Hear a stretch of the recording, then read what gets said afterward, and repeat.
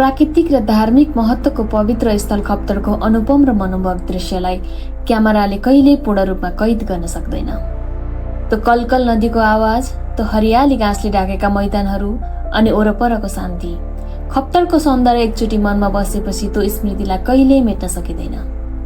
आँखाले एकपटक देखेको त्यो प्राकृतिक काव्य, सुनेको चराहरूको मधुर काकताली अनि महसुस गरेको शीतल हावाको स्पर्श, ती सबै कुराले हामीलाई जीवनभर आनन्दको आवाज दिनेछन्।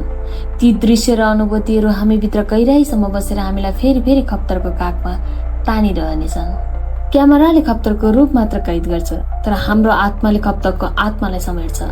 समय बित्दै जाँदा अरू धेरै दृश्यहरू हाम्रो नयनले देख्न सक्छन्, तर खप्तडको त्यो मोहक चित्र भने कहिले मेटिँदैन। हामीले हरेक पलमा त्यसलाई स्मरण गरिरहन्छौँ, जस्तो कि त्यो दृश्य हाम्रो मानसपटलमा सदाका लागि कैद भएको।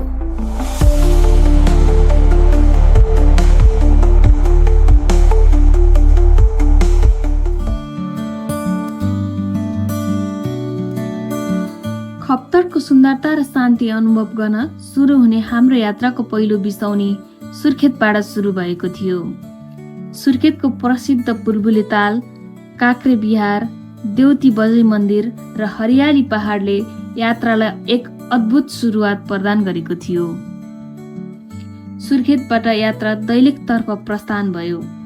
दैलेख ऐतिहासिक महत्त्वले भरिपूर्ण ठाउँ हो, जहाँ प्रकृतिको मनोरम दृश्यहरू भेटिन्छन्। दैलेखबाट मध्य पहाडी लोकमार्ग हुँदै यात्रा सुरु भयो, खप्तडतिर लम्कियो। मार्गमा पेट्रोलियम उत्खननको दृश्य देखिएको थियो, जुन नेपालको गौरवको आयोजना पनि हो।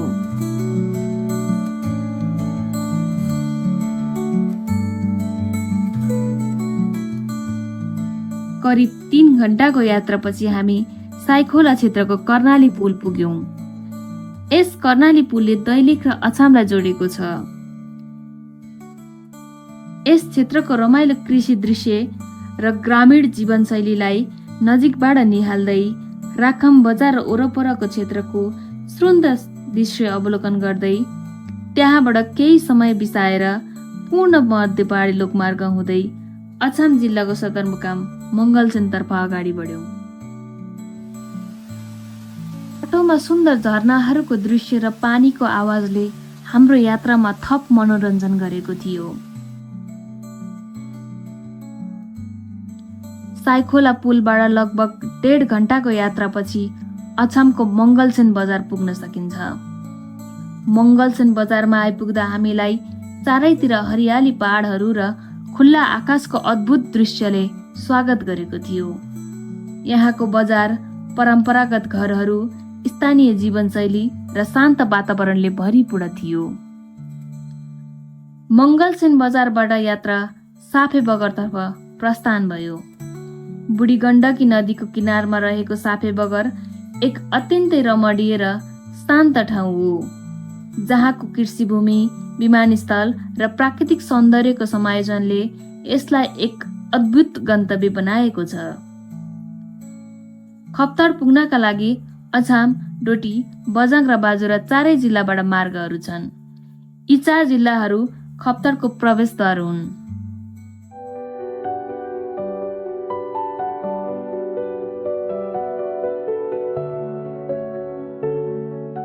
साफे बगरबाट डोटी पुग्न झन्डै 2 घण्टाको बाटो थियो।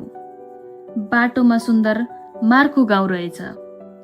मार्खु गाउँको दृश्यले हामीलाई छुट्टै लोकमा आएको महसुस गरायो। सूर्यको प्रकाश अनि उडिरहेको हुस्सु मौसमले पनि मार्कुलाई निकै लोभलाग्दो रूपमा झल्काइरहेको थियो। मार्कुबाट यात्रा डोटीको सदरमुकाम सिलगढीतर्फ प्रस्थान भयो।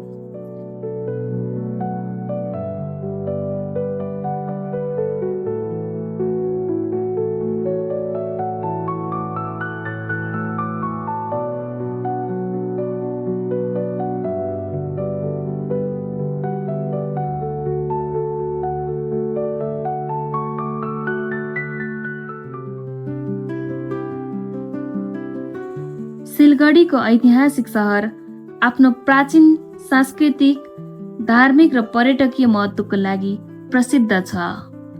सिलगढीको वरपर थुप्रै धार्मिक स्थलहरू, जसमा प्रसिद्ध शैलेश्वरी मन्दिर पनि रहेको छ।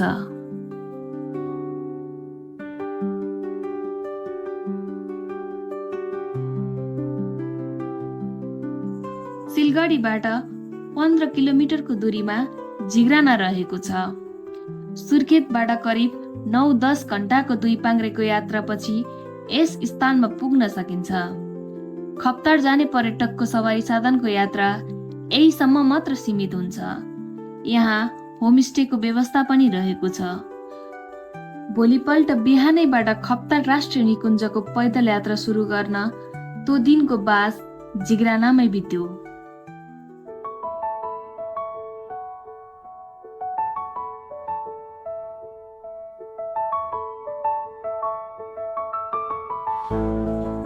जिग्रानाको प्रवेशद्वारबाट निकुञ्जको सामान्य जानकारी लिएर भोलिपल्ट बिहानै खप्तडको पैदल यात्रा सुरु भयो। जङ्गलको सन्नाटामा हामी पाइला चाल्दै थियौं।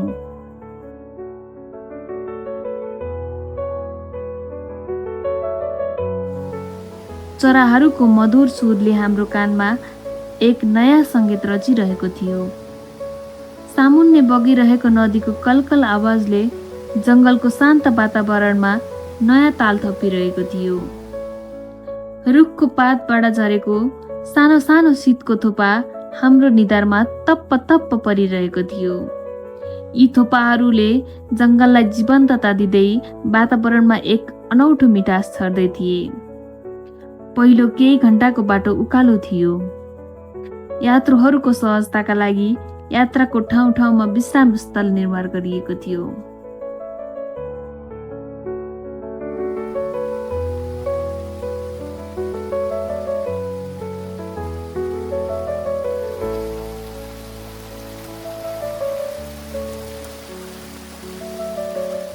हामी प्रकृतिको काखमा हराउँदै थियौं, जहाँ हरेक पलले आफ्नै कविता रचिरहेको थियो। मार्गभरि फुलेका रङ्गीचङ्गी फुलहरूले हाम्रो बाटो सजाएका थिए, जसले हाम्रो यात्रालाई झन् सुन्दर र स्मरणीय बनाइरहेको थियो। ती फुलहरू मानव जङ्गलको आत्मा बनेर स्वागत गर्दै थिए।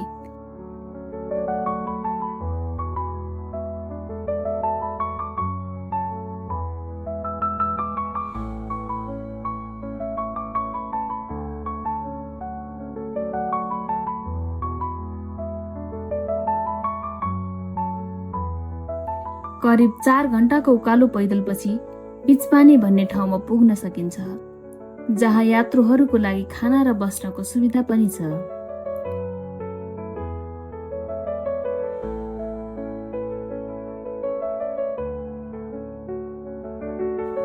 शरीरमा यात्राको थकान भए तापनि मनको र आँखाको कौतूहलता भने झन बढिरहेको थियो। खाना खाए पश्चात यात्रा पुनः सुरु भयो। हामी प्रकृतिको सौन्दर्यको बीचमा त्यो शीतलतामा जङ्गलको गीत सुन्दै अघि बढिरहेका थियौं।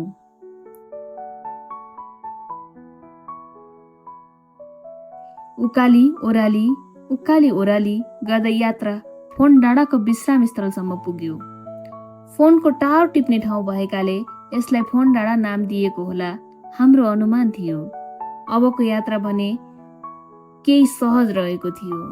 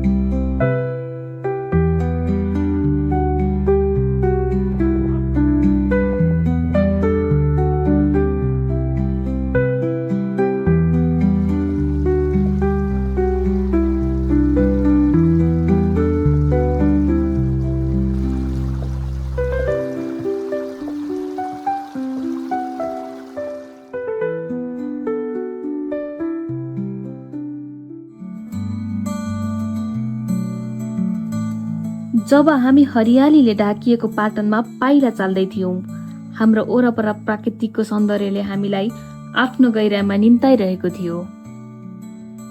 हरेक पाइलामा प्रकृतिको नयाँ रहस्य खुल्दै जान्थ्यो। नजिकै बगिरहेको नदीको कलकल आवाजले वातावरणलाई शान्तिपूर्ण सङ्गीत जस्तै बनाइरहेको थियो। त्यहाँको हावा शीतल र निर्मल थियो। त्यो हरियाली भूमि, फुलेका फुलहरू, झरिरहने थोपाहरू अनि नदीको सङ्गीतले हृदयमा एउटा सुन्दर कविता कोर्दै थियो। हामीले आकाशको खुला आँगनमा हेरेर एउटा लामो सास फेर्यौँ अनि महसुस गर्यौँ कि यो यात्रा केवल पैतालाको थिएन, यो यात्रा आत्माको थियो।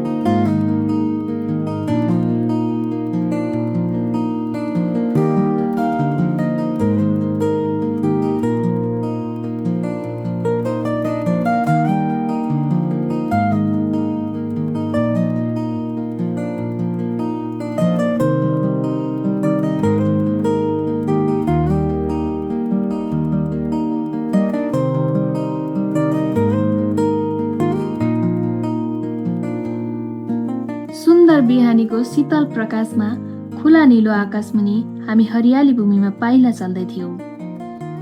बाटोभरि फुलेका रङ्गीचङ्गी फुलहरू हावामा उनीहरूले मिठो सुवास छर्दै हाम्रो यात्रालाई सुन्दर र जादुमय बनाइरहेका थिए।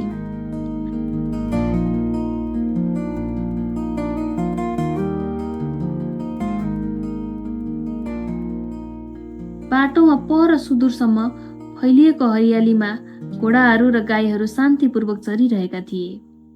उनीहरूको उपस्थितिले यो ठाउँलाई एक भव्य ग्रामीण कथा जस्तो बनाइरहेको थियो। हावाको मन्द सुसाई, पाइला मुनि हरिया घाँसहरू अनि चारैतिर फैलिएको शान्तिमा चराहरूको काकतालीले एउटा स्वप्निल धुन जाइरहेको थियो। हामी बिस्तारै अघि बढ्दै त्यो मनमोहक सौन्दर्यमा हराइरहेका थियौँ।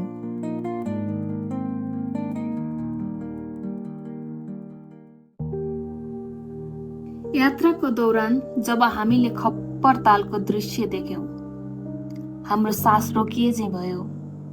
त्यो विशाल, शान्त र सुनौलो ताललाई वरपरबाट घना जङ्गलले घेरेको थियो।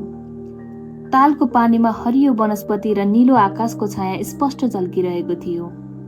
मानव प्रकृतिको अदृश्य हातले चित्रण गरेको एउटा जीवन्त चित्र थियो त्यो।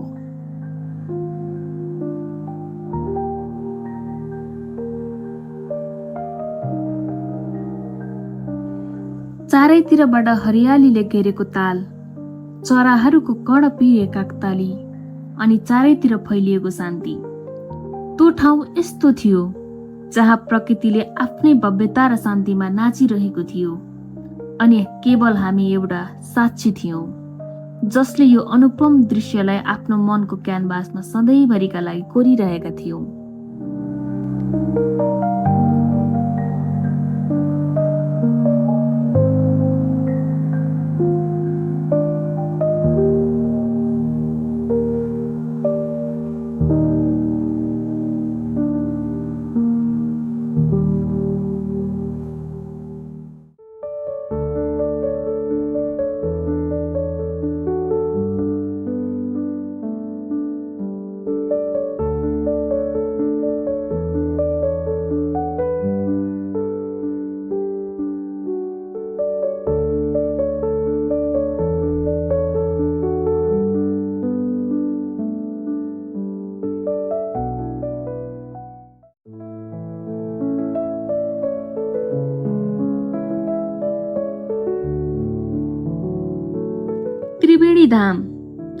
त्रिवेणी धाम खप्तरको एक पवित्र स्थल जहाँ गङ्गा, जमुना र सरस्वती नदीहरूको सङ्गम भएकाले यस ठाउँलाई विशेष धार्मिक महत्त्व दिइएको छ।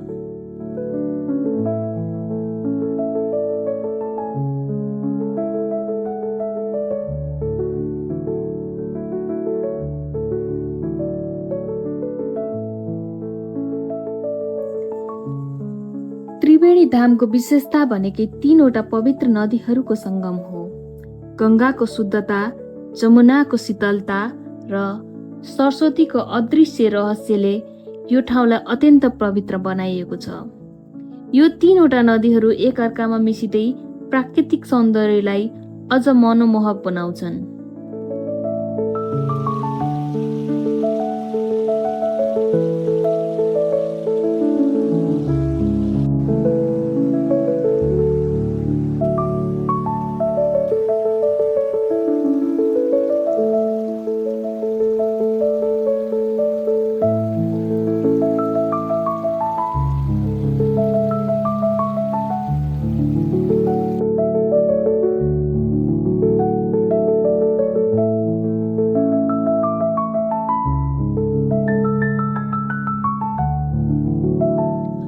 हरियालीले ढाकिएको यस भूमि, जहाँ अनन्त फैलिएका सुन्दर घाँसका मैदानहरू यात्रुहरूलाई अद्भुत शान्तिको अनुभूति गराउँछ।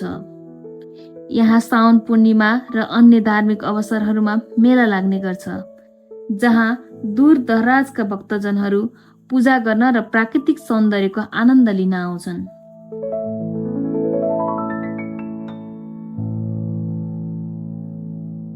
यो ठाउँ मात्र धार्मिक महत्त्वको ठाउँ होइन, प्राकृतिक सौन्दर्यले पनि भरिएको छ, जहाँ प्रकृति र आध्यात्मिकता एकै ठाउँमा मिसिन्छन्।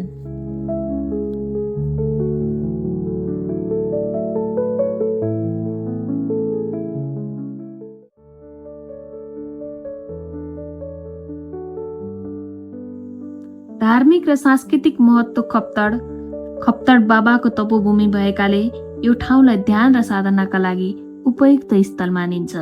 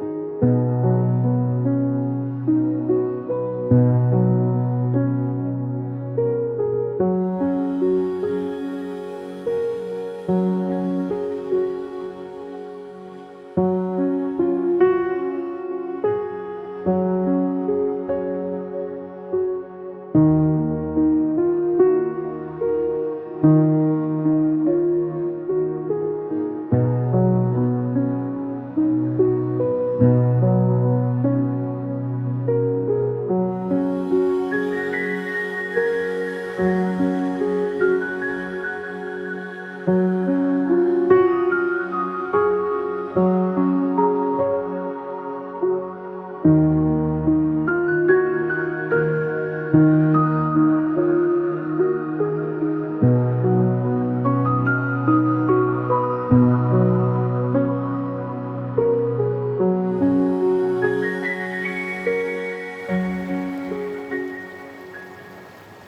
यात्रा केवल गन्तव्यसम्मको मात्र थिएन।